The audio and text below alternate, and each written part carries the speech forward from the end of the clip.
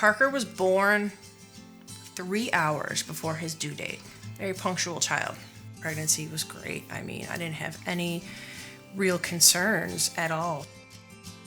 Right from the get-go, though, his color was off. He wasn't gaining weight. He was having issues latching. His respirations had gotten to the point where they were so high, we needed to go to the hospital and figure out what was going on. Without getting good answers, they transferred us to another hospital an hour and a half away.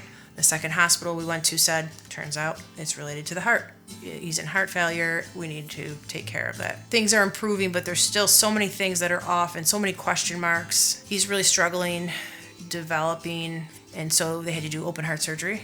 So he's 18 months old. They do the surgery. He wasn't recovering well, and they realized his thymus was missing.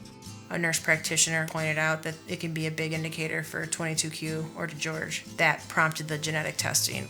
He was diagnosed finally with 22q, also known as DiGeorge. It was a microdeletion in the 22nd chromosome. And so that minor microdeletion can cause an array of issues. And with 22q, it affects every area of the body. The spectrum is big. For Parker, I feel like so many of his issues come from the low muscle tone. I remember thinking, I can handle a kid with special needs. But little did I know, the challenge would be finding out that he even had special needs. We were seeing pulmonology, we were seeing GI, we were seeing cardiology, but nobody even suggested the possibility of it. It took me trying to figure things out on my own and hitting dead ends and having doctors tell me I wouldn't know what to do with this if this was my own kid.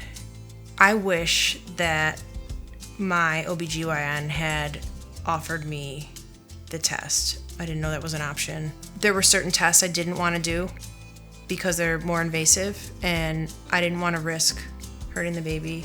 But for what was a simple blood draw, to know that my odds would have indicated very accurately what I would have had coming my way would have been life-changing. If we knew there was a high chance of him having 22q, we could have really pushed for better imaging over the pregnancy to see what we were going to be up against ahead of time instead of letting him go into heart failure to figure out we had major issues.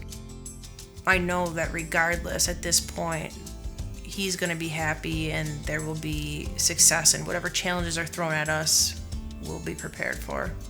But knowing is only going to make your life better. For reals. For real.